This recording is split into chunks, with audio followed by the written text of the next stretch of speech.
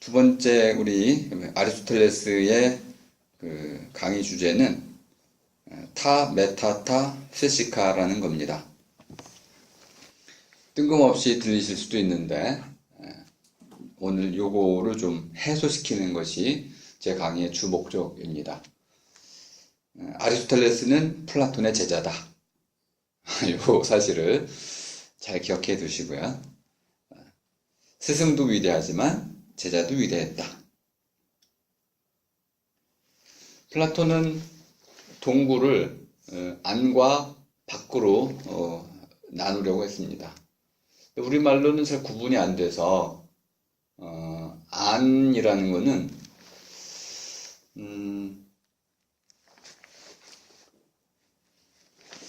나름대로의 어떤 울타리에 감싸인 것을 안이라고 합니다. 그러니까 주로 경계 개념이라는 것을 알 수 있습니다. 울타리를 넘어서면 밖이 됩니다. 그러니까 안팎은 하나의 울타리를 쳤을 때 그것에 포함되어 있는 부분은 아니고 그렇지 않은 부분은 밖이 됩니다. 속과 겉은 좀 차원이 다릅니다. 속과 겉은 울타리 개념이 아닙니다. 어떤 것이 뭉쳐 있는데 뭉쳐진 것은 속이 됩니다. 뭉쳐진 것에 너머에 있는 부분들, 그것이 밖이 되는 거죠. 아니, 겉이 되는 거죠. 겉이라는 것은 거죽이라는 뜻입니다.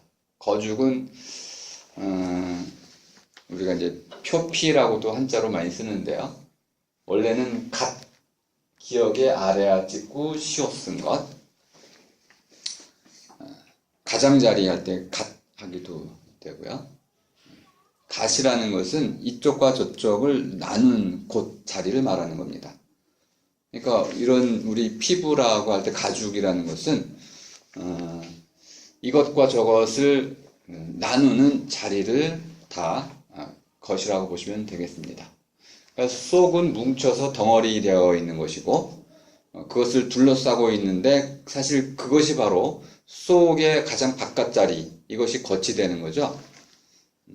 속이라는 것은 안에 무엇인가가 들어있을 수도 있고 안 들어있을 수도 있는데요. 그럴 경우 경계로 보면 안이 되고 뭉쳐있다라고 보면 속이 되는 겁니다. 속이 없는 사람이 있죠. 그런 사람은 바보 취급을 당합니다. 그러니까 속이라는 건 꽉 차 있다는 걸 전제로 하고 있어요. 속이 안 차 있으면 비정상으로 보고 있는 겁니다. 그러니까 속이라는 것은 눈덩이처럼 뭉쳐 있는 것을 말하는 것이고요.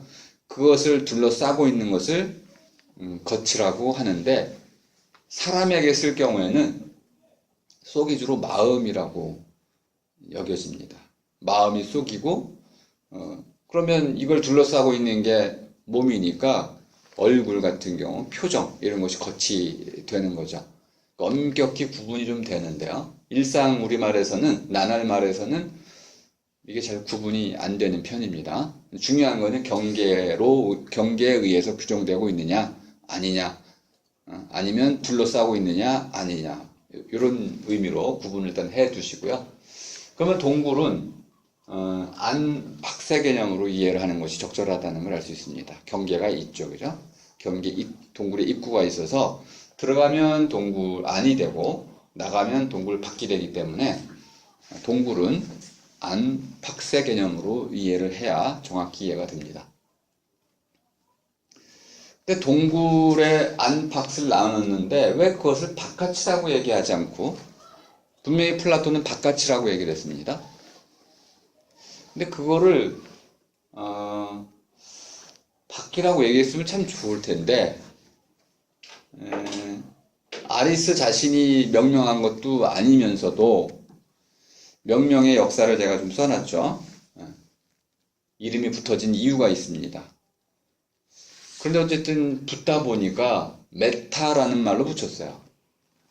메타라는 말도 상당히 영향을 많이 끼친 표현입니다. 오늘은 메타라는 말과 피시카라는 말을 좀 집중적으로 설명을 하면서 동굴의 안은 피시카의 영역이다. 이렇게 일단 해두시고요. 그러면 안이 있으니까 밖은 그러면 무엇이냐? 이렇게 물을 수 있죠. 그래서 밖이 무엇인지는 설명할 수가 없어서 그냥 이렇게 얘기하는 거죠. 피시카 너머다. 피시카는 우리가 알 수 있는 영역, 우리가 접할 수 있고 또는 우리의 감각에 의해서 알려질 수 있는 영역이 피시카입니다. 현미경으로 봤더니 이제는 아이고 세균도 눈으로 보여요. 그럼 눈으로 보이네요. 저 멀리 있는 별도 눈으로 보여요. 물론 맨눈은 아니지만 보인다는 관점에서는 같습니다. 그러면 그것도 더 이상 이제 피시스 너머가 아니고 피시스에 속하는 겁니다. 동굴 안에 있는 거야. 그럼 동굴 너머란 도대체 뭘 의미하는 걸까? 넘는다는 게 뭘 의미하는가? 오늘날에는 이제 이 용어가 라틴어로 번역될 때 포스트라고 번역이 됐습니다. 포스트는 메타하고는 또 전혀 다른 뜻인데 포스트로 번역이 되면서 포스트는 나중, 다음, 후 이런 식으로 번역이 됐어요. 이게 좀 정확치 않다 보니까 또 다시 새로운 번역어가 등장을 하게 됩니다. 트랜스. 트랜스로 번역이 되니까 트랜스는 또 다른 뜻이 있어요. 넘어서다 이런 뜻이 주로 있지만은 트랜스는 황홀하다는 뜻도 있어요. 그러니까 마약 이름에 붙어 진 거죠. 그래서 그러니까 이게 메타에서 포스트 트랜스를 거치다 보니까 종잡을 수 없는 맥락을 갖게 됐습니다. 한국에서는 이제 번역이 불가능해져 버린 거야. 그러니까 아예 그냥 포스트 모더니즘, 트랜스 휴머니즘, 포스트 휴먼 번역을 못하고 그렇게 그냥 음차라고 그러죠. 소리 빌려쓰기를 하고 있는 지경에 이르게 됐습니다. 그러면 아무리 바빠도 이제 순서를 밟아서 메타부터 번역을 해야 되는 거죠. 그럼 메타가 무슨 뜻일까부터 번역을 하면 나름대로 시간이 많이 걸리겠지만 풀 수 있습니다. 어쨌든 이 동굴이라는 하나의 비유를 잘 염두에 두시고 동굴의 안과 밖이 있다. 동굴 안에 있는 것은 이렇게 한번 생각을 해보시죠. 하나를 더 이제 쓰겠습니다. 아이고.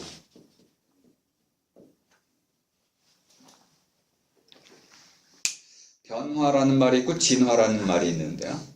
진화라는 말은 변화의 아주 독특한 의미라고 보시면 되겠습니다.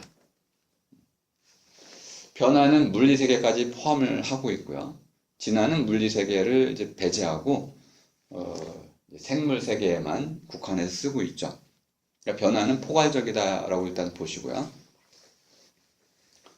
변화는 무엇이 바뀌어서 달라져서 달라지게 된다는 뜻입니다. 그러니까 화는 된다는 뜻이야. 된다는 뜻의 가장 중요한 뜻은 다다른다는 겁니다. 다다른다. 그런 목적지가 있는 거죠. 여러분이 졸업을 하면 어떤 사람이 되겠죠. 그러면 그 사람은 현재 아직 있지 않지만은 미래에 어느 순간 거기에 이미 자리를 하고 있습니다. 여러분의 30대는 이미 있는 거죠. 어떤 사람의 모습으로. 다만 그 모습을 모를 뿐인데 그 모습에 다다르는 것을 된다라고 표현하고 있습니다. 그러니까 된다라는 표현을 쓴 이유는 능동성을 강조하고 있는 겁니다. 내가 한 걸음 한 걸음 걸어 나간다는 뜻으로 다다름의 주체가 강조되는 표현이 되다입니다. 우리말로는 마치 그것이 수동처럼 느껴지기도 하는데요. 되다는 수동적인 의미가 아니고 아주 적극적인 능동의 표현인 것입니다.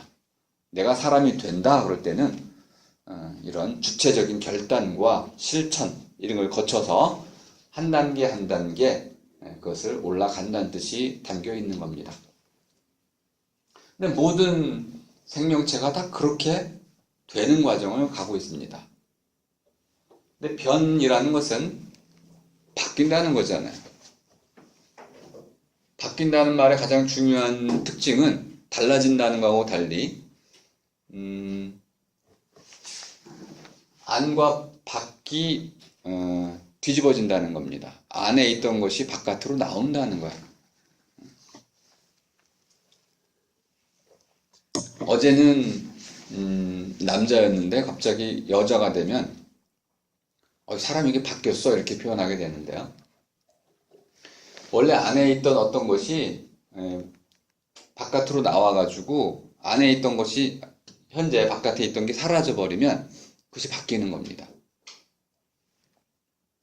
그러면 바뀐다는 것의 가장 중요한 특징은 정체성을, 자기동일성을 쭉 유지해 가면서 완전히 다른 것이 된다는 뜻입니다. 그러니까 변화는 그런 식으로 일어나는 것을 의미하는 겁니다. 달라지긴 달라지는데 어떻게 달라지느냐 하면 자기 동일성을 유지하면서 이전에 있던 내 모습을 잃어버리고 내 안에 있던 새로운 모습이 드러나서 그런 식으로 달라져 나가는 것, 이것이 변화다. 그 올챙이가 개구리가 되는 것, 이건 변화네요. 또 싹이 터가지고 큰 나무가 되는 것, 이것도 변화입니다. 또 우리 몸에 음식을 먹으면 대장이 소화를 시켜서 이렇게 되는 것, 사귀는 것, 소화되는 것, 이것도 변화이군요. 근데 달라진다는 거는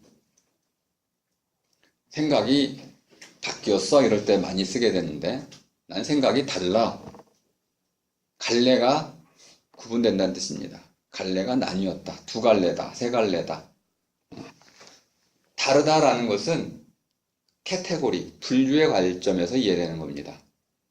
달라지는 것은 사람은 똑같은데 달라졌어요. 어제는 마스카라를 했는데 오늘은 안 했어요. 외부적인 요소가 덧붙여지거나 어떤 카테고리, 오늘은 화장법을 다르게 했어요. 이런 방식으로 외적인 요소들을 다른 분류로 적용시켰을 때 그건 달라지는 겁니다. 바뀌는 거는 내 자신이 다른 모습을 구현해 나가는 과정이라고 한다면 나는 하나도 안 변했어요. 변화한 게 아무것도 없지만은 나 자신은 그런데 외적 조건이 바뀌거나 적용됐던 기준이 바뀌면 나는 다른 사람으로 볼 수도 있습니다. 그러면 우린 사람이 달라졌다. 그러면 옛날 그 사람 맞는데 행동이 좀 완전히 옛날과는 다르게 하더라. 그러면 다르게 하더라. 예전엔 착한 행동을 하더니 이제는 악한 행동을 하더라. 거꾸로도 뭐 가능하겠죠. 이런 경우는 다름입니다. 다름이라는 건 떨어져 나갔다는 뜻입니다. 둘 사이에 그것이 나뉘어 가지고 따로따로 놓이게 되는 것, 이것이 다름이다. 그 메타라는 뜻을 좀 설명드리려고 하는 건데요. 메타. 기본적으로 메타라는 것은 다음이라는 뜻도 있고 메타, 다음, 뭐뭐 다음에 나중이라는 뜻도 있고요. 그리고 너머라는 뜻도 있고 이 세 가지 뜻을 갖고 있습니다. 그리고 메타에는 아주 중요한 뜻 하나가 또 첨가되어 있는데요. 이게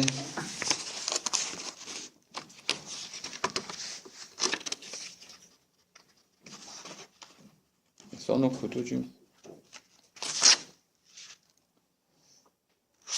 뒤에 있던가? 메타의 뜻을 한번 찾아봐 주시겠어요? 여기 있는데 써놓고도 지금 못 찾겠네.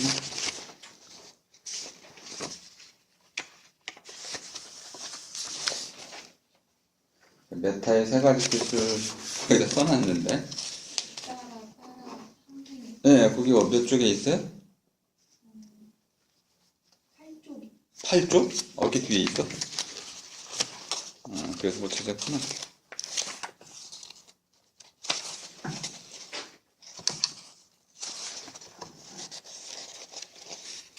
여기 8쪽에 밑에 두 번째 단락에 이쪽이죠. 메타라는 말의 가장 중요한 뜻을 좀 열거를 해 놓은 건데요. 뒤따라가다 이런 뜻이 하나 있고, 메소도스 할 때 이제 메소드, 영어로 메소드죠. 호도스인데 메타 호도스가 이제 이렇게 메소드로 됐습니다. 호도스는 길이란 뜻입니다. 길을 따라가다.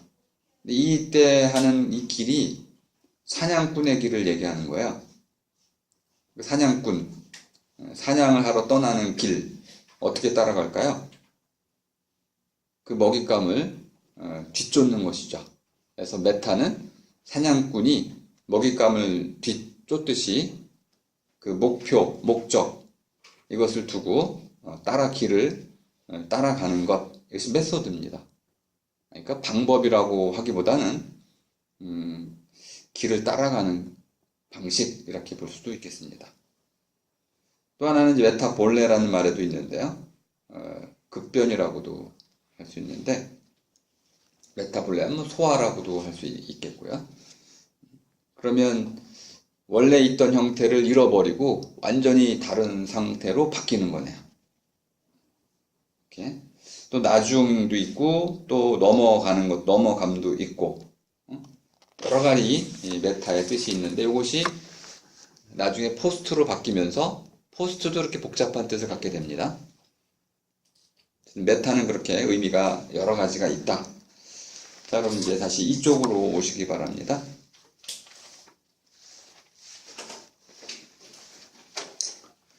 변화란 말을 쓴 이유는 플라톤은 지금 올바름에 강조를 하고 있습니다. 올바름이 무엇인지를 해명하는 게 평생의 과제라고 말씀을 드렸죠. 올바름. 그런데 아리스에게는 올바름이 무엇인지를 해명하는 것보다는 어떤 원인을 해명하는 것이 좀 더 중요한 과제가 됩니다. 아이티아. 왜 그렇게 행동했나요?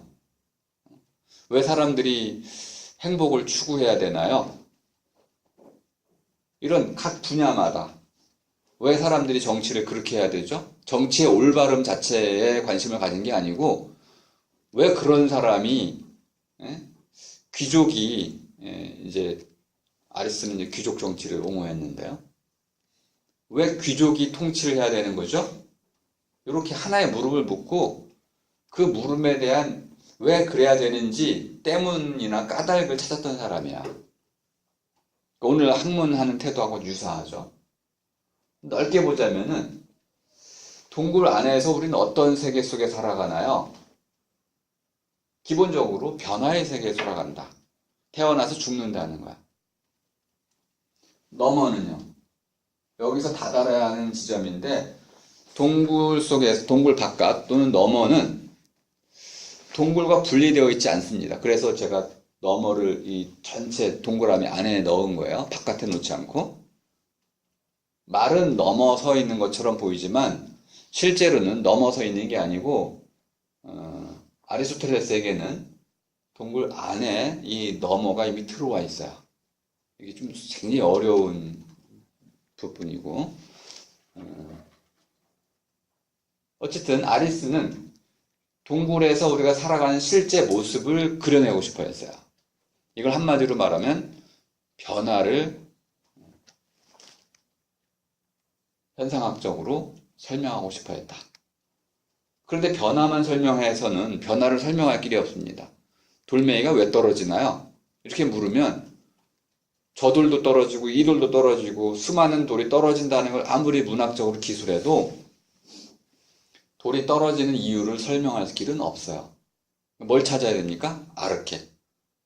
모든 돌이 떨어지는 이유를 그 돌의 아르케, 이것을 아이키아라고 쓴 거예요, 이제는.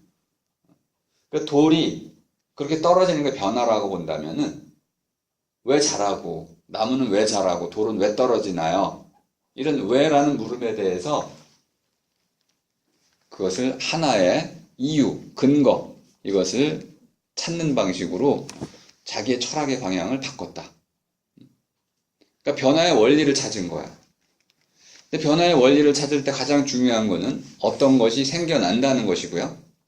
없던 것이 생겨났어요. 그러니까 무가 발견되고 있죠. 없던 것이 생겨났어요. 시간이 들어와야 되죠. 하나의 물음이 바뀌는 순간 고려해야 할 것이 갑자기 늘어나게 됩니다.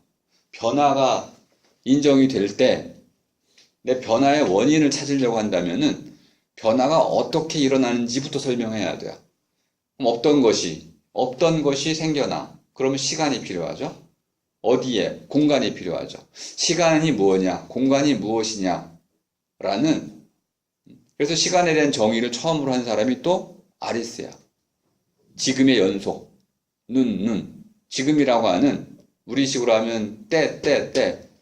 이것이 쭉 이어지는 것. 때의 지속. 때의 이음. 이것이 시간이라고 규정을 했어요. 지금이 쭉 이어지는 것. 지금도 우리가 시간을 그렇게 이해하고 있어요. 지금의 연속으로 이해하고 있습니다. 이 지금의 단위를 세슘 원자의 진동수로 재느냐, 아니면 똑딱으로 재느냐, 배꼽시계로 재느냐, 달에 또는 해에 운행으로 재느냐.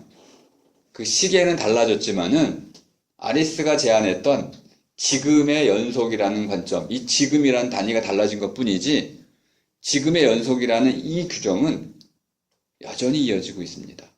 다시 말하면 아리스가 처음으로 발견했던 시간에 대한 고민에 대한 정의는 아직까지도 유효한 거야. 공간에 정의한 정의는 어떻게 될까? 공간이라는 것은 어떤 것을 받아들이는 자리다. 이걸 바꾼 사람이 아인슈타인이긴 하지만은 아인슈타인도 공간을 텅 비어있는 것으로 보지 않고 빛이 들어있는 자리다. 이렇게 봤어요. 그러니까 빛을 휘게 할 수도 있고 빛의 속도를 빠르게 할 수도 있는 그런 어떤 특이성이다. 자리로 본 거야. 이런 근본적인 시간과 공간, 변화의 원리를 설명할 때 가장 기초가 되는 시간, 공간, 그 공간의 특정한 형태인 장소, 이런 것들은 결국 플라톤 제자인 아리스토텔레스가 다 설명을 하게 되는 거죠. 그러니까 아리스토텔레스 이론이 깨지지 않았던 거야. 이렇게 처음으로 모든 걸 다 그냥 낱낱이 설명을 해서, 그럼 없던 것은 왜 없는가도 설명해야 됩니다. 생겨나서 변화는 또 왜 변화하는가? 왜 가만히 있지 않고 아이가 자라는가? 이게 신비로운 거였잖아요. 나무는 왜 자라고, 돌멩이는 왜 가만히 있고, 떨어뜨리면 왜 떨어지고, 그 왜라는 물음을 묻기 시작했을 때 인간의 지적인 한계에 다다르게 됩니다. 설명할 길이 없잖아요. 그러면 이제 더 중요한 물음이 있습니다. 이게 이제 그 갈릴레오와 완전히 반대되는 설명을 하게 되는 건데요. 아리스토텔레스는 모든 이 동굴, 이 이제 세계라는 말로 바꾸겠습니다. 이 세계 안에 있는 모든 것들은 자기 안에 텔로스, 어떤 목적을 갖고 있다고 전제를 해요. 이건 전제입니다. 증명할 수 있는 건 아니야. 귀류법이라는 것을 여러분이 들어보셨을 겁니다. 귀류법이 뭐냐면 전제한 것을 직접 증명할 길은 없고 그 전제를, 그 결과를 가지고 거꾸로 거슬러서 증명하는 방법이 귀류입니다. 귀류 논증. 예를 들어서 나는 있다. 그러므로 나의 어버이, 엄마와 아빠도 있어야 된다. 이 귀류 논증이 대표적인 거야. 내가 있다고 네 엄마가 있냐? 어떻게 알겠어요? 엄마가 없을 수도 있지. 그럴까요? 상상은 안 되지만 그럴 수는 있을 것 같아. 어쨌든 귀류 논쟁의 핵심이 뭐냐면 우리 상식에 호소를 하지만 누군가 네가 있으면 너를 낳은 엄마는 있어야만 돼. 이렇게 추론할 수 있겠죠. 이게 인간의 상식에 부합하는 그런 추론이 될 것입니다. 어떤 것이 변화한다면, 어떤 것이 운동한다면 한쪽으로 나아가는 거야. 예를 들어서 운동의 개념도 좀 복잡한데요. 키네시스, 키네틱. 나무가 자라는 것도 운동일까요? 아리스는 것도 운동이라고 봤어요.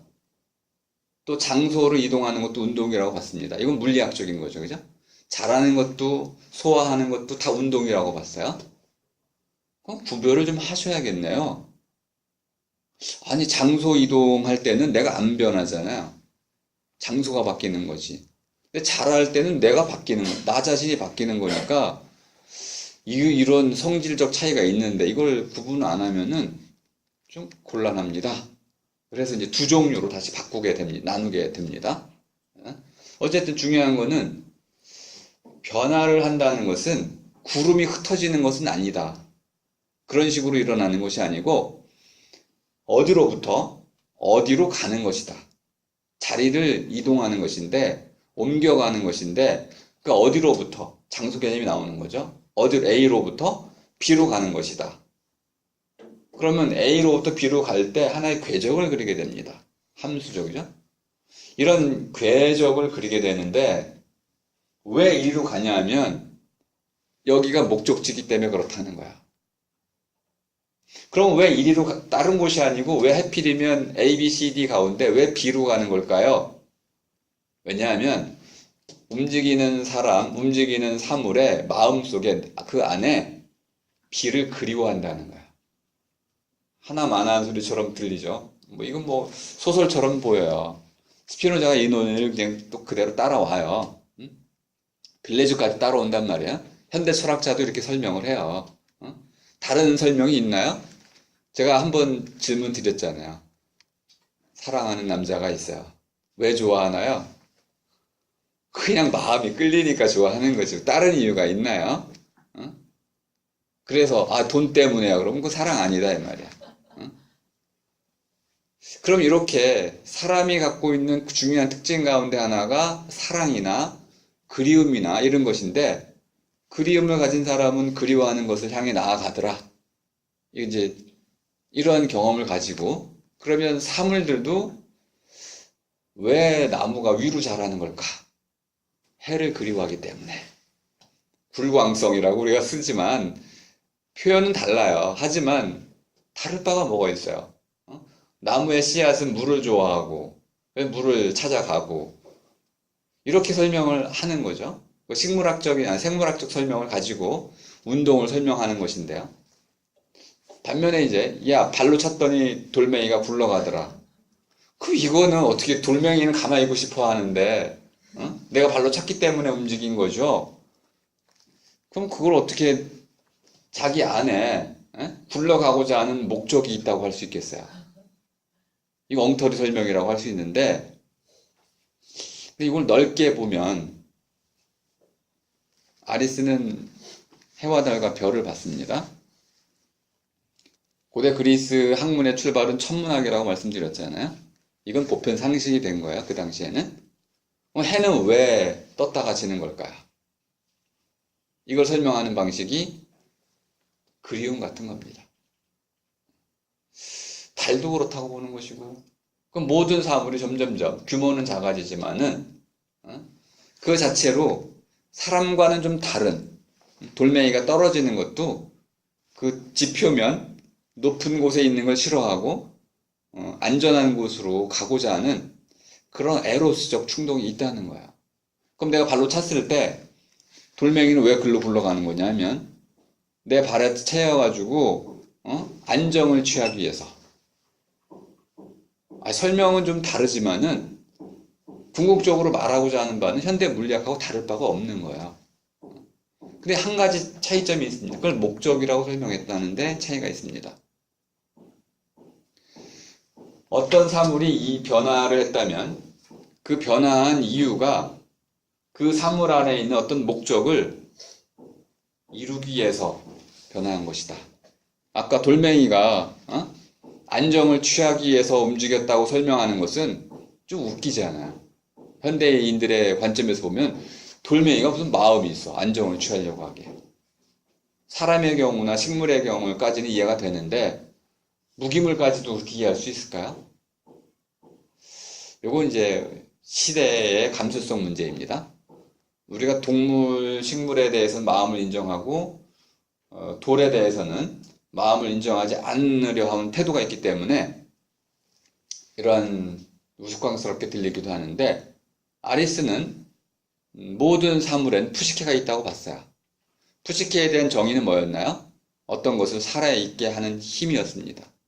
그걸 제가 넋이라고 부르기도 번역하기도 했죠. 어떤 것을 살아있게 하는 힘, 돌멩이가 움직였어요? 그럼 살아있는 거죠.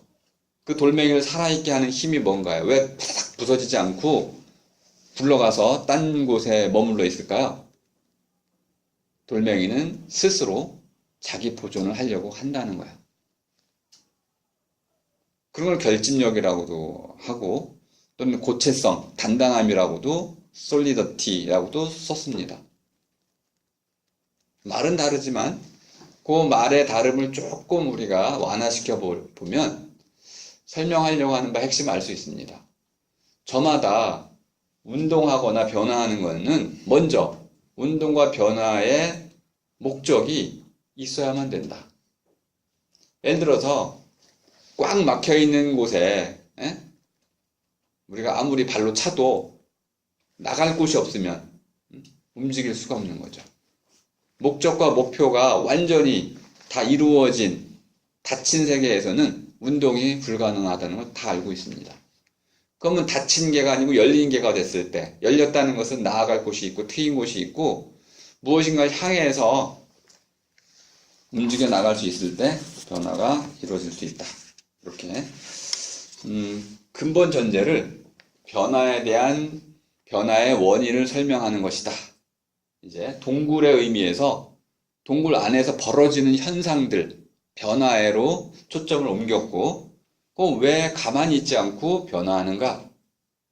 이유. 아리스토텔레스는 이 세계 안에 있는 모든 것은 저마다 자신의 목적을 향해서 나아가고 있다. 그러면 이제 설명해야 될 게 뭐냐면, 다윗이 가만히 있으면 왜 가만히 있지? 이게 물음거리야. 왜 움직이지 않고 있을까? 움직여야 되는데. 이 세계 안에 있는 모든 것은 변화하고 있어야 되고, 변화한다는 것은 자기의 목적을 향해서 나아간다는 뜻인데, 에로스인데, 왜 변화하지 않고 있는 걸까? 그거에 대한 아리스토텔레스의 대답은 자기에게 주어진 목적을 다 이루었다. 더 이상 나아갈 목적이 없다는 거야. 그러니까 아리스토텔레스는 최종적으로 설명해야 되는 것은 정지입니다. 왜 정지에 있을까? 그 목적을 다 이뤘다. 그러면 그 목적은 정지된 상태에서 완전히 드러나는 것이니, 그 완전히 정지된 상태에서 우리는 그 사물의 진정한 목적을 발견할 수 있겠다. 탐구의 방향은 변화 자체로부터 정지로 반대로 옮겨갑니다. 이걸 바꾼 사람이 갈릴레이 갈릴레오예요. 갈릴레이 갈릴레오는 반대로 설명하고 있습니다. 모든 사물은 정지에 있고자 한다. 근데 움직였다면 그 움직임의 원인이 바깥에 있을 거라고 봤어요. 충격이죠. 그러니까 아리스의 생각이 완전히 깨진 거야. 이게 바로 과학혁명이 일어난 거죠. 전제가 바뀐 거야. 이 세계는 자신의 목적을 향해서 끊임없이 변화해가고 있다라고 설명하는 그런 전제로부터 이 세계에 있는 모든 것들은 고요히 머물러 있고자 한다. 만약 그것이 움직였다면 그것은 외부적인 원인에 의해서 움직여진 것일 것이다. 그래서 이제는 운동의 원인이 주된 설명의 내용이 되는 겁니다. 현재는 그래서 운동 법칙을 찾고 있는 거죠. 이렇게 과학의 틀이 완전히 바뀌게 된 이유는 이런 밑바탕에 깔려있는 전제가 바뀌었기 때문에 그렇습니다. 자, 이걸 큰 틀에 설명드린 거고요. 오늘 여기까지만 이해하셔도 뭐 충분할 것 같지만 한 가지만 더 설명하고 이제 피시스에 대한 말을 좀 설명하겠습니다.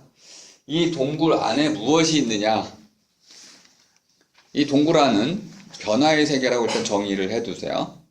아까 변화는 제가 설명을 우리말로 바뀌는 것이다 라고, 바뀌어 원래 있던 모습을 잃어버리고 새로운 모습을 얻는 것, 그래서 되는 것, 바뀌어 무엇이 되는 것, 이것이 변화라고 설명을 드렸습니다.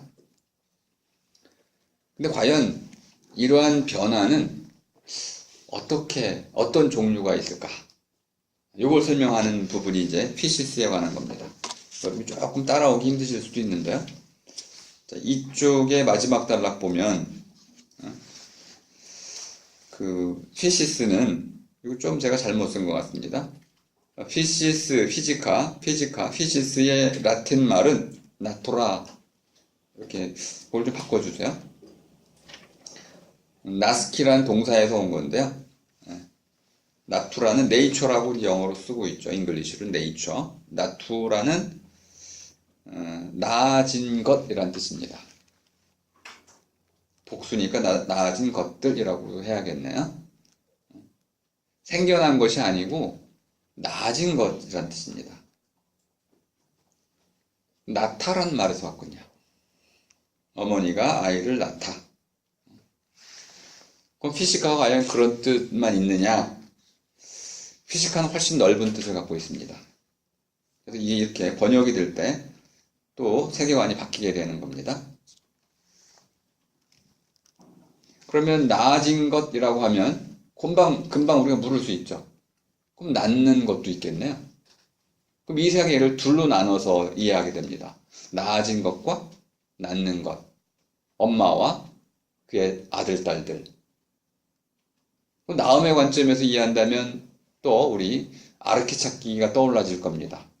처음에 뭐가 있었고, 그 다음에 뭐가 있었고, 또 나음이잖아요. 그럼 피시스를 변화의 관점에서 본다는 것은 이런 나음의 연쇄, 나음의 사슬이라는 관점에서 본다는 뜻입니다. 그러니까 피시스는 태어나다, 생성하다, 성장하다 이런 뜻이 있고, 또 더 근본적인 뜻이 있습니다. 한번 3쪽으로 가겠습니다. 피시스의 가장 중요한 뜻은 라틴어의 나투라하고 좀 달리 자라나는 것이라는 뜻입니다. 아이고, 이렇게 되니까 나음에서는 멀어졌네요. 자라나는 것은 나아질 수도 있고 나아지지 않을 수도 있습니다. 나아진 것일 수도 있고 나아지지 않은 것일 수도 있어요. 예를 들어서 숨 탄 것, 우리말로 숨 탄 것 그러면 호흡을 하는 어떤 생명체를 말하는 것이죠. 숨을 쉬는 것, 이런 거는 대개 다 알로 태어나든 난생이든 태생이든 태어나는 것이죠. 반면에 이제 새싹 같은 경우는 씨앗으로, 여러분들이 농업을 공부해 보시면 휘무지 같은 게 있잖아요. 씨앗이 아닌 방식으로도 우리가 새로운 생명체를 만들어낼 수가 있습니다. 그러니까 생명체를 만들어내는 방식이 다양하고요. 또 우리 무생물은 어떻게 되나요? 이것도 피시스 안에 들어가는데 이게 나아지고 태어나고 자라고 이런 건 아니잖아요. 그러니까 피시스는 이 모든 걸 포괄해야 되기 때문에 태어나는 것 또는 자라는 것, 이것만 가지고는 이 모든 걸 포괄할 수 없어서 더 넓은 뜻을 가져야만 됩니다. 그래서 이제 일상어에서 이제 철학의 뜻으로 바뀌게 됩니다. 나중에는 피시스는 나타난 것, 이렇게 번역이 됩니다. 나타난 것은 굳이 태어났든 또는 빛 속에 드러났든 무기물이든 유기물이든 유기체든 상관없이 빛의 관점에서 보는 거죠. 빛 가운데 어떤 것으로 드러나기만 하면 모두 나타난 것이 됩니다. 나타난 것은 나타나기 이전과 이후가 있어요. 나타나는 때, 그 전에는 나타나지 않은 때죠. 숨겨져 있거나 드러나 있지 않은 때가 있습니다. 없던 때죠. 나타나고 그러면 뭔가 생성해서 변화하는 과정을 쭉 거치다가 영원히 갈 수도 있겠네요. 그런데 아리스에게는 영원히 가는 것은 신 외에는 없어서 신은 요 세계 바깥에 있습니다. 여기엔 신이 있는 거예요. 신은 세계 바깥에 있습니다. 저 너머는 요 세계 안에 있어요. 구별이 조금 어려워집니다. 점점 더. 근데 어쨌든 나타난 것은 그 낫이라는 말은 우리말로 얼굴이란 뜻을 갖고 있습니다. 그리고 밤낮, 밤과 낮 할 때 낮에도 해당됩니다. 밝음의 때, 이것이 낮입니다. 그 밝음의 때에 드러나는 것, 빛에 의해서 비치는 것, 이것이 낫이죠. 낫이라는 것은 뭐 예를 들어서 부처께서 낫토셔 이렇게 쓰는데 부처께서 태어났다는 뜻인데 이 세상 전체의 빛을 비춘다는 뜻도 됩니다. 그러니까 나타나다는 말은 우리말로 보자면은 낫에서 나다가 되는 거죠. 낫이 나다. 그 낫은 밤낮 할 때 밤을 이기고 밤을 죽이고 등장하는 것을 뜻할 뿐만 아니라 또 하나는 낫 생명할 때 낫, 하나의 얼굴 또는 하나의 개체, 낫으로 또 형태를 갖추고 있는 것도 뜻하게 됩니다. 그러면 아리스토텔레스가 말하려고 하는 바와 아주 유사해지는데요. 피시스는 나타나는 것이에요. 그것이 사람이 기술적으로 만든 것이든 또는 저절로 있는 것이든 상관없이 또는 자라는 것이든 또는 자라지 않는 돌멩이와 같은 것이든 또는 물과 같은 것이든 상관없이 모든 것이 다 나타나는 것이 되는데 나타나는 것 가장 중요한 특징은 그 이전과 이유가 있을 뿐만 아니라 나타난 뒤에는 시간의 흐름에 의해서 끊임없이 변화할 수밖에 없다. 그러니까 피시스는 바로 변화의 세계를 나타내고 있습니다. 이제 각주 이제 2번을 좀 길게 달아놨는데요. 이건 이제 어렵기도 하고 그래서 일단 뒤에 내용이 반복이 될 테니까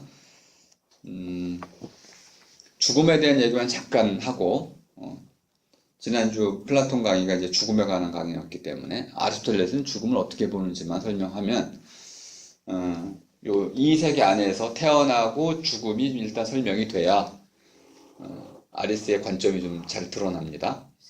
네. 아까 혹시 얘기하신 것 중에 목적을 다 이룬 상태가 정지이고 변화해서 정지로 움직여 나가고 싶은 욕구가 있다고 하셨는데 네. 정지하고 싶은 욕구라는 것이 결국은 내가 그 빛의 근원을 발현시킨 그 공부의 지점을 얘기하는 거예요. 그렇게 이제 상징적으로는 그렇게 되겠죠. 빛이라는 것이 완전성의 세계라고 한다면은 나중에 이제 그 아리스의 용어로는 엔텔레케이아, 텔로스가 이제 끝 목적이라고 말씀드렸잖아요. 그럼 n이면은 그 안에 들어가 있다는 거야. 목적 안에 다 들어가 있다. 목적을 다 이룬 상태. 그것이 엔텔레케이아인데 그것은 지복의 순간이라고도 표현하고 그것도 나중에 설명을 드릴 겁니다. 가장 복된 순간 또는 이제 진리의 단계로 보면은 완전한 빛의 영역, 그래서 절대 진리의 영역 이렇게 고대인들이 이런 걸 많이 믿었어요. 절대 진리라든지 이런 것을 절대 빛 또는 순수 형상 뭐 이런 그런 말들은 이제 여러분 이해하기 좀 힘드실 수도 있는데 상징적으로는 완전한 세계라고도 이해하실 수 있겠습니다. 그러니까 고요라는 것은 이렇게 설명을 많이 하고 있어요. 신의 경우에 가장 좋은 것을 다 갖고 있어요. 가장 좋은 것을 다 갖추고 있는 신이 변화한다면 어떻게 변화하겠습니까? 가장 좋은 것을 잃어버리는 방식으로밖에 변할 수가 없잖아요. 그럼 나빠지는 거죠. 그럼 신이 안 되는 거네. 가장 좋은 것을 다 갖추고 있는 게 신인데 하나라도 잃어버리면 덜 신. 결국 다 잃어버리면 악마가 되잖아요. 그 신은 가장 좋은 것을 다 갖추고 있어야만 하기 때문에 결국 변화할 수가 없어요. 그냥 고요히 제 자리에 머물러 있어야 되는데 마치 저 멀리 떠 있는 별이 고요히 머물러 있는 것과 똑같다고 봤어요. 그러니까 물질 세계에서도 저 별들은 신처럼 완전하다고 봤습니다. 그래서 나중에 물리학자들이 계속 고민하게 돼요. 아리스토텔레스께서 완전한 구형태라고 했는데요. 갈릴레오가 망원경을 발명하셔서 달 표면을 봤더니 왜 완전한 수정처럼 동그래야 되는데 왜 울퉁불퉁하고 바다가 있고 그러셔. 이 달이 이상하네. 처음엔 그렇게 생각을 했어요. 저 달은 잘못된 달이야. 근데 목성까지 관찰하잖아요. 그러면 이 목성까지 관찰을 하고 나면은 아리스토텔레스가 틀렸다고 볼 수도 있는 거죠. 그래서 의심이 들어가요. 처음엔 아리스토텔레스가 틀린 리가 없다.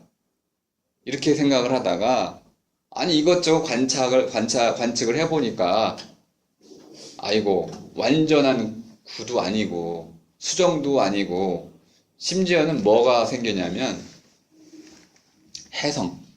해성을 관측하잖아요. 아니 완전한 천체 안에 해성이 지나가셔. 그 불안전성이 생긴 거잖아요. 파열이 생긴 거예요. 파열.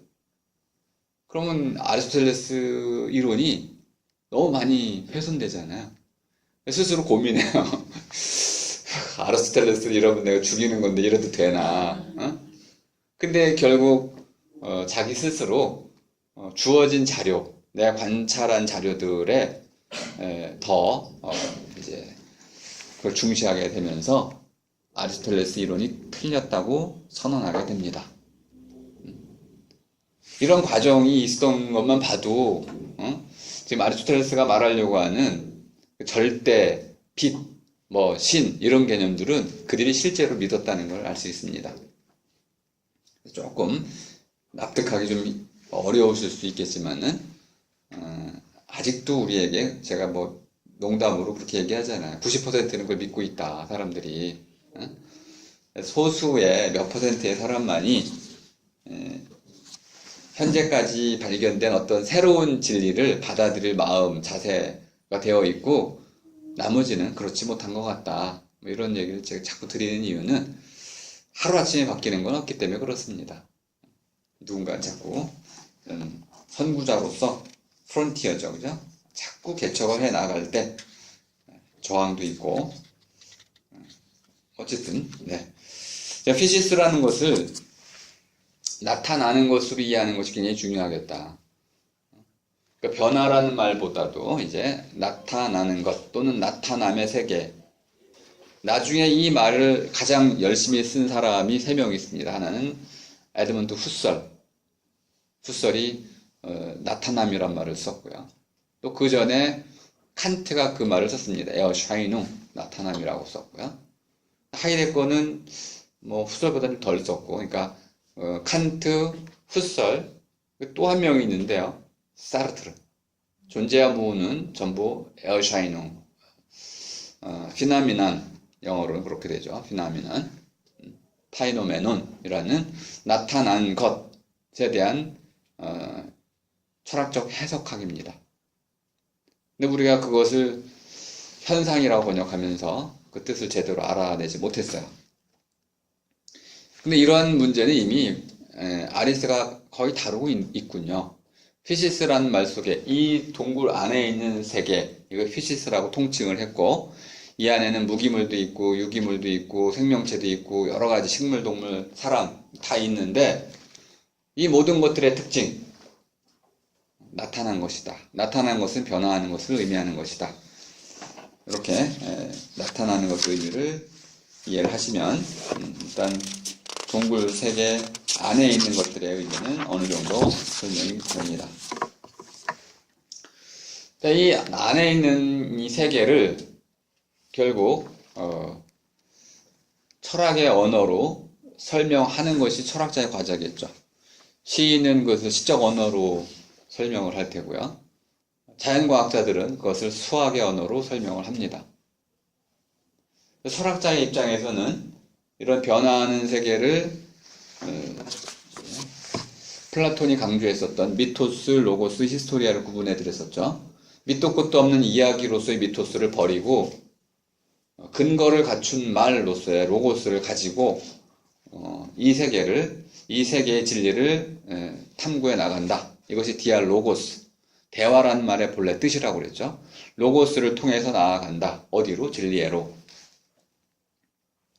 그럼 이 로고스를 가지고 진리로 나아간다고 했을 때, 그러면 로고스, 그걸 우리말로 이제 정확히 말이라고 번역을 할 수 있으니까, 말을 통해서 우리가 진리로 다다를 수 있습니다. 손가락이 말이라고 한다면, 달을 가리켰어요? 그럼 우리가 달을 보게 되겠죠?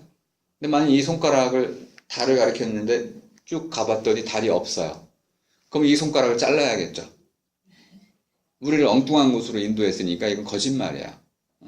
그럼 말에는 참말도 있고 거짓말도 있다는 거야. 그럼 말이라는 것은 원래 비어있고 무엇이든 담을 수 있습니다. 텅 비어있어요, 말은. 그래서 이 말을 가지고 말을 했을 때 그 말로서 그 말해진 바가 채워지면 참이고 그 말로서 말해진 바의 대상이 없으면 거짓말이 되는 거야. 물론 항상 거짓말이 되지는 않습니다. 뭐 이제 의도라는 것도 들어가고 화용론, 쓰임도 있기 때문에 복잡한 이제 맥락을 통해 가지고 결정을 해야 되지만은 어쨌든 빈말이라는 관점을 여러분이 채택을 해보시면 말은 본디 비어있다, 형식적이다라고 쓰는 겁니다. 비어있기 때문에 여기도 저기도 쓸 수 있는 거죠. 흰 컵이란 말은, 흰이란 말은 컵에만 쓰일 수 있는 게 아니고 흰 옷, 흰 구름, 이 흰이라는 것이 텅 비어있기 때문에 모든 사물에 쓰일 수가 있습니다. 말의 특징이죠, 그죠? 그래서 말은 그 자체로 내용상으로는 비어 있어야 된다. 그걸 쓸 때마다 채워지는 것이고 쓰고 나면 또 비워져요. 근데 썼을 때 그 말해진 것과 그 말 자체가 딱 들어맞으면 채워지면 그것은 참말이고 채워졌다는 뜻이잖아요. 그렇지 않으면 그것은 빈말이거나 헛말이거나 제가 이제 쓰는 말로는 이제 하얀 말? 말이 좀 이상한가요? 아무튼 그런 말 제가 써요. 또는 거짓말이거나 또는 이제 어떤 속이는 말이거나 등등 여러 가지 말로 바꿀 수가 있는데 우리가 어떤 말이 참말인지는 잘 알아낼 수 있습니다. 아레스도 지금 이 문제에 봉착해 있어요. 피시스는 한마디로 말하면 우리의 경험의 총체 같은 거야. 이걸 드러낼 수 있는 방법은 너무 많습니다. 사르트르 예를 잠깐 들죠. 제가 강의하기 이제 못할 테니까. 사르트르가 창가에 있는 화분을 놓고 많이 얘기를 했어요. 자, 화분 한번 있으면 좋은데 있다고 치고 화분을 봤어요. 화분을 설명해 보시죠. 그럼 이렇게 얘기한다는 거예요. 저거는 화분이다. 설명이 됐나요? 자, 이 말을 다른 데로 한번 적용해 볼까요? 저것은 화분이다. 어디에 쓸 수 있어요? 아니, 모든 화분에 다 쓸 수 있으니 지금 우리 강의실에 있는 저 화분에는 적용이 안 되겠죠. 적용이 돼도 무한대분의 1이 되니까 이게 가르치는 능력이 떨어져. 그럼 어떻게 해야 됩니까? 숙명여대 몇 호실 어디 있는 저 화분은 이렇게 해가지고 또 어제도 있었고 그제도 내일도 있을 테니까 시간도 정해져야 되고 아주 뭐 이 복잡한 거를 또 우리 눈이 순수한 눈은 없으니까 우리 이제 구성적 눈이라고 얘기하죠, 그죠?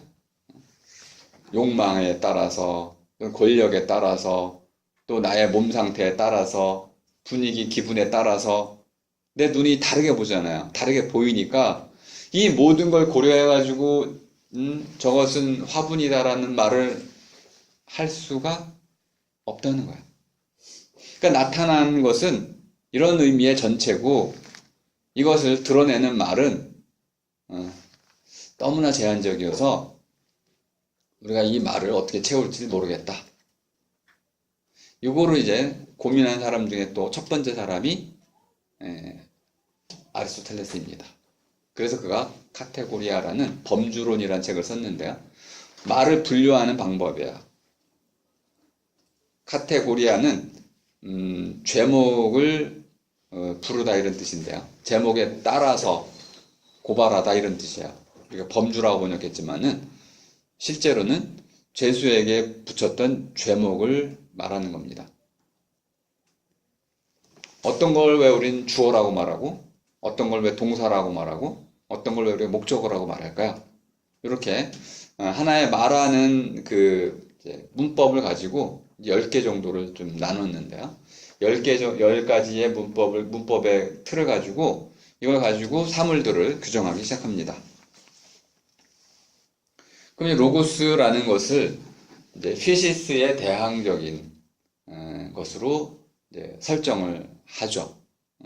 그러니까 피시스는 그 자체로 우리에게 나타나는 게 아니고 언제나 로고스를 통해서 우리에게 드러납니다. 그럼 이건 또 플라톤 얘기네요. 플라톤은 로고스를 통해서 진리로 간다고 그랬으니까 그걸 뒤집으면 그럼 진리는 우리에게 로고스를 통해서 드러나는 거죠. 같은 얘기를 하고 있는 거네요. 그러니까 플라톤과 아리스토텔레스는 결국 동업자라고 할 수 있습니다. 다만 플라톤은 자기가 쓰고 있는 말 그리고 자기가 접근해가는 관점의 다양성 이런 것들에 철저히 주목하지 못했고 아리스토텔레스는 방법론 잔체에 굉장히 주목했던 철학자입니다. 플라톤이 있었기 때문에 그런 이제 방법론에 좀 더 치밀하게 관심을 기울일 수 있었던 것이죠. 자, 그래서 이제는 피시스 논의에서 로고스 논의로 넘어가게 됩니다. 이 로고스 논의가 조금 어려워가지고 제가 간단하게만 설명을 좀 해야 될 것 같은데요. 자, 서쪽에 오시면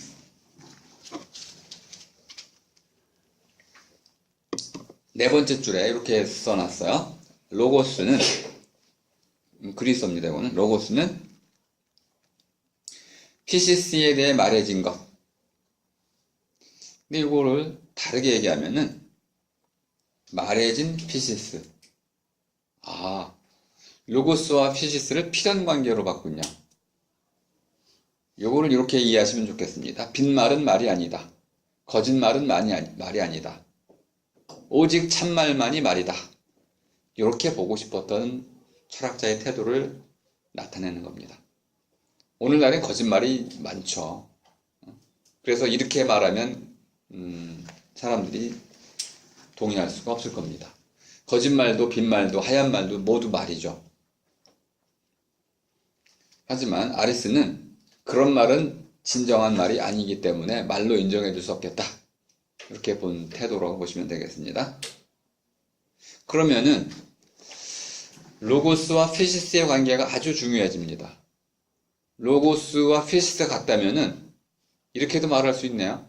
우리가 피시스의 이 변화, 이 세계 속의 변화하는 원리를 찾기 위해서 굳이 피시스를 안 가고 로고스만 연구해도 되겠네요.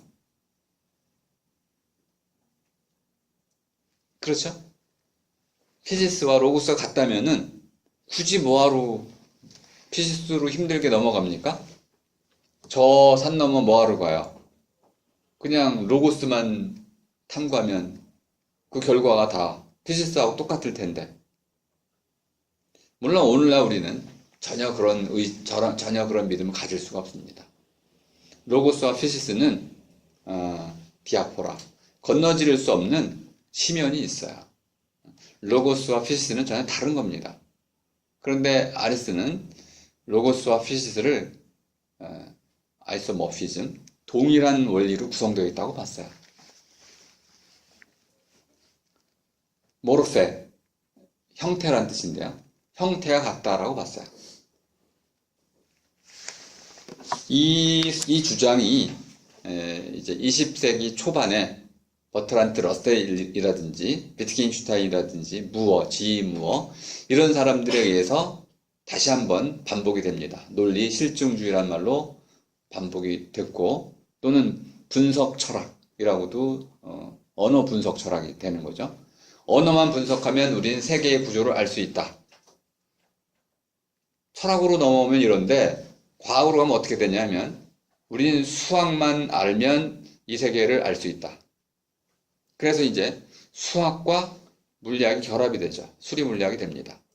그러니까 수학을 계산하면 물리 세계를 그대로 우리가 알아낼 수 있다고 보는 입장이죠. 이렇게도 영향을 미쳤군요. 근데 어쨌든 아리스는 로고스라는 것은 언제나 필시스에 대한 것이고 그 말이 참이면 로고스, 말해진 것과 나타난 것은 같다. 참인 경우에는 그 둘은 같다라고 볼 수 있다는 거예요. 근데 문제는 우리 그 말이 참인지를 알려면 나타난 것으로 가야 된다는 거죠. 그럼 이 참이 보장되어 있는 말에 대해서는 다시 나타난 것으로 갈 필요는 없겠죠. 그럼 이제는 나타난 것을 버리고 말해진 것만을 가지고 이 세계를 구축하면 되겠습니다. 아리스에 대한 비판일 수도 있는 하지만 고대 그리스인들이 믿었던 로고스에 대한 그 하나의 체계를 보여드리기 위해서 내가 헤라클레이토스를 잠깐 인용을 했습니다. 사쪽 두 번째 달러 헤라클레이토스 인용문이 나오죠. 델피에 내려진 신탁의 주인은 요거는 아폴론 신을 말하는 거죠. 말하지도 숨기지도 않고 대신 하나의 기호를 준다.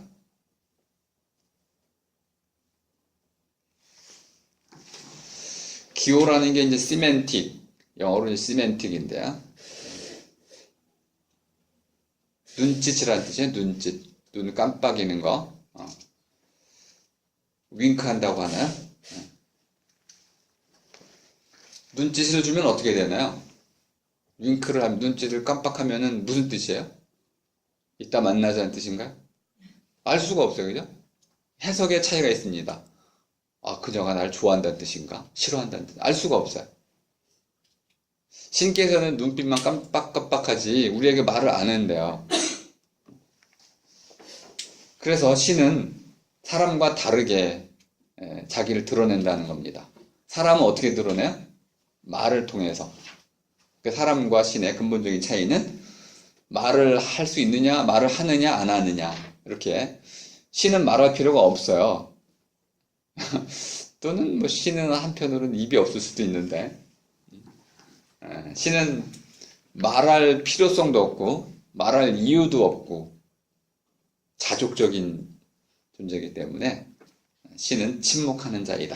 이렇게도 할 수 있는데, 헤라클레이토스는 조금 양보해가지고 눈짓 정도는 준다. 예를 들어 무지개 정도는 띄워준다는 뜻입니다. 그래서 신이 말하는 법, 예를 들어서 고대 그리스 이제 희생극에 보면은 독수리가 많이 나오죠. 독수리가 왼쪽에서 오른쪽으로 날아가면 길조, 오른쪽에서 왼쪽으로 나가면 흉조, 뭐 해가지고 해석을 하잖아요. 이게 이제 그들이 갖고 있었던 신이 나타나는 방식이었어요. 근데 사람은 그렇게 안 하고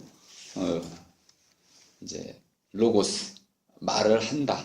사람의 특징이란 가장 중요한 특징. 그래서 제가 이제 앞에 보면 사람의 본질을 존, 로곤, 에콘 이렇게 썼죠, 그죠? 조에라는 것은 주 동물원이란 말 속에 아직 남아 있는데요. 원래는 동물이란 뜻이 아니고 생물이란 뜻입니다. 오늘날은 이제 비오스, 바이올러지 할 때 비오스가 생물로 쓰이는데 고대 그리스는 바뀌었어요. 그래서 동물이라는 뜻이었고요. 뭐 이런 일이 종종 있습니다. 뜻이 이렇게 바뀌는 경우가.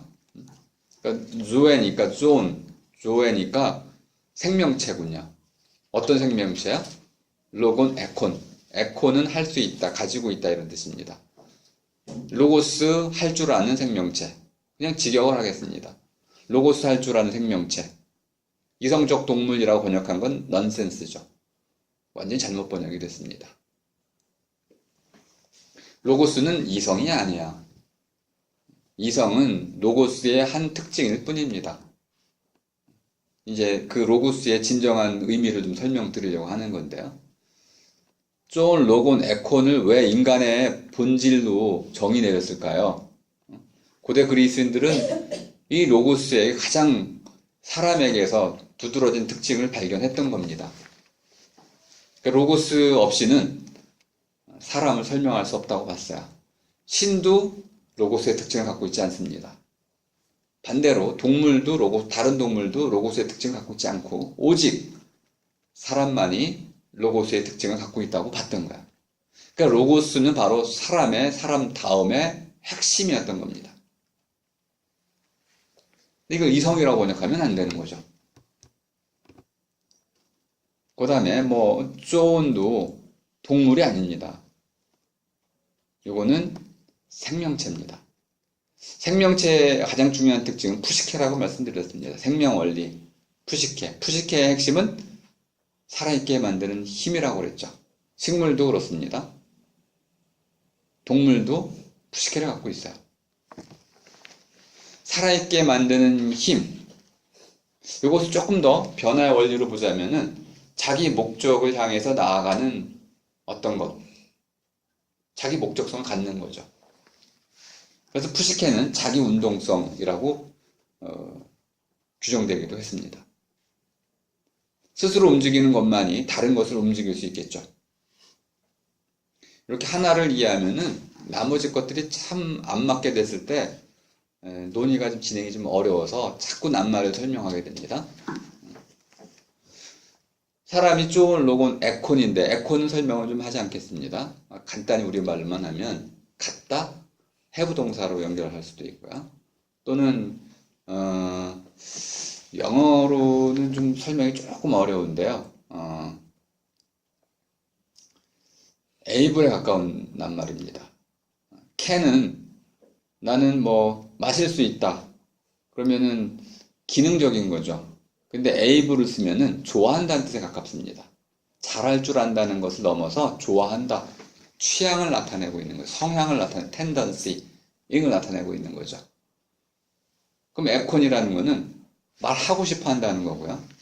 말할 능력을 갖추고 있다는 것이고요. 그래서 can, 말을 잘 할 수 있다는 겁니다. can은 그 중에 하나에 불과해요.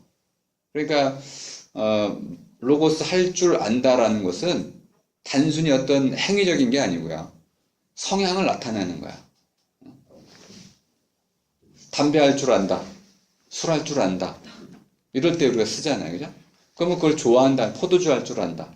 포도주를 잘 알고 있고, 또 그걸 좋아하는 성향이 있고, 또 언제든 마실 수 있고, 이런 것들이 쭉 있듯이, 로고스를 떼내고는 사람의 이런 다양한 사람 다음을 설명할 게 없다는 거야.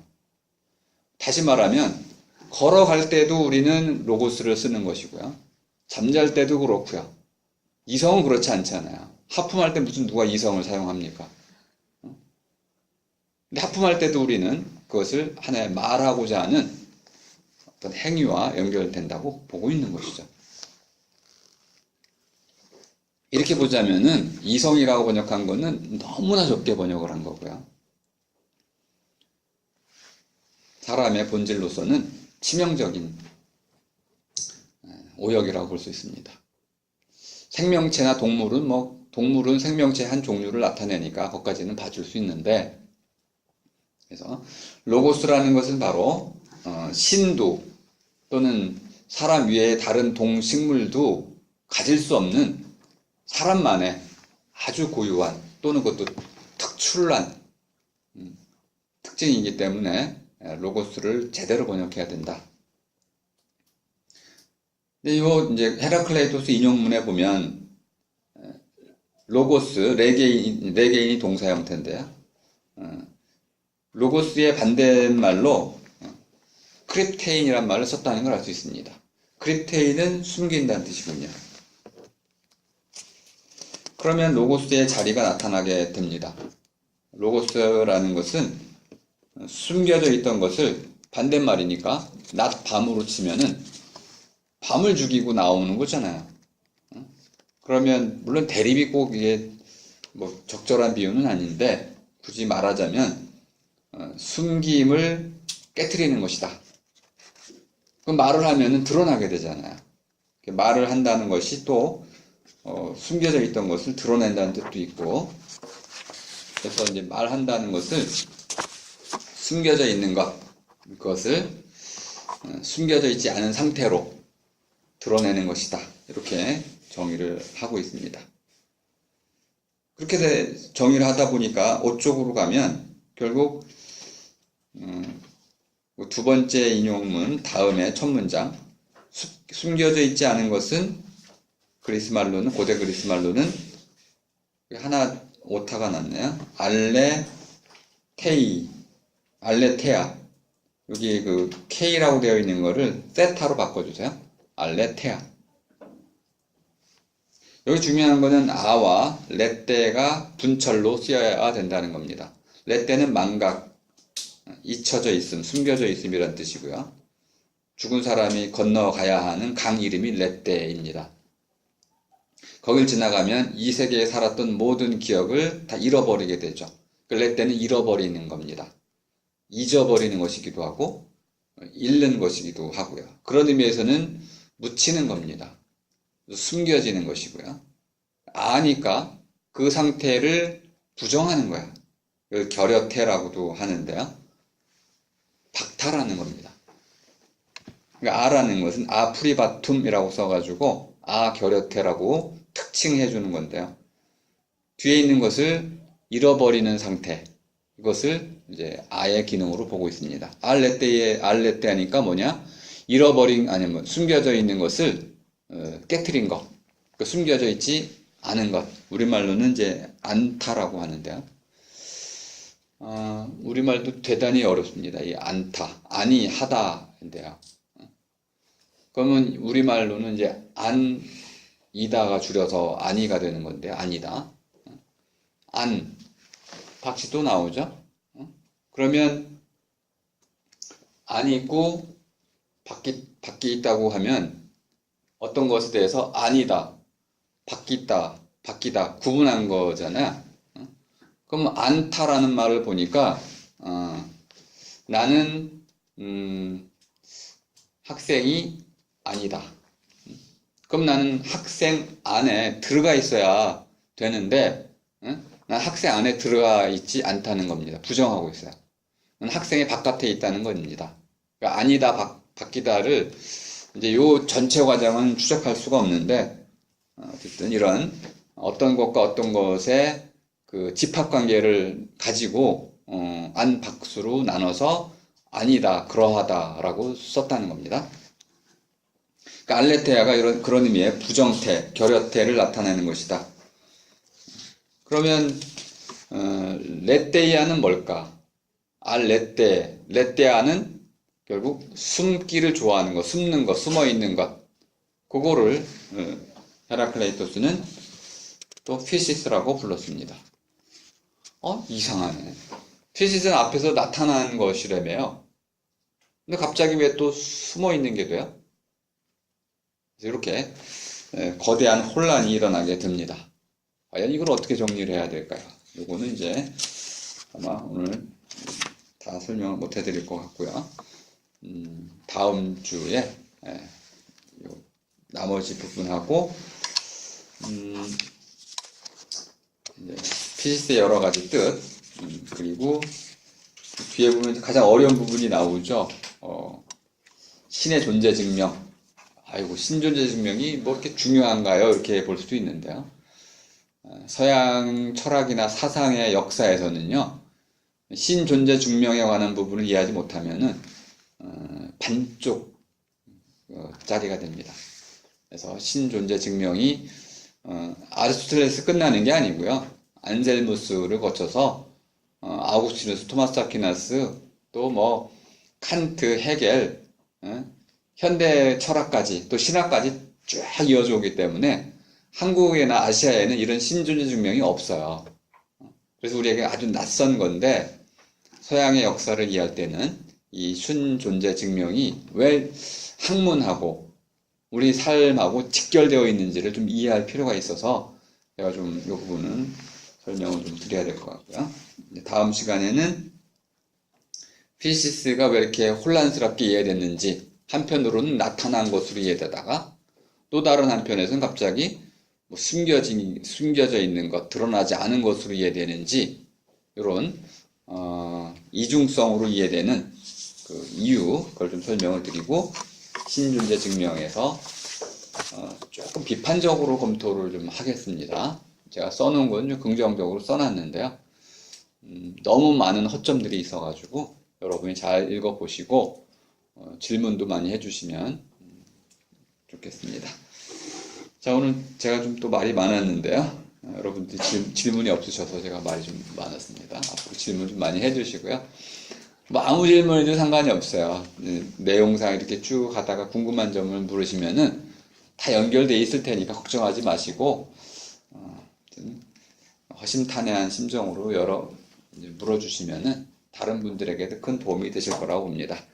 자, 그럼 오늘 강의는 이것으로 모두 마치겠습니다. 수고하셨습니다. 감사합니다.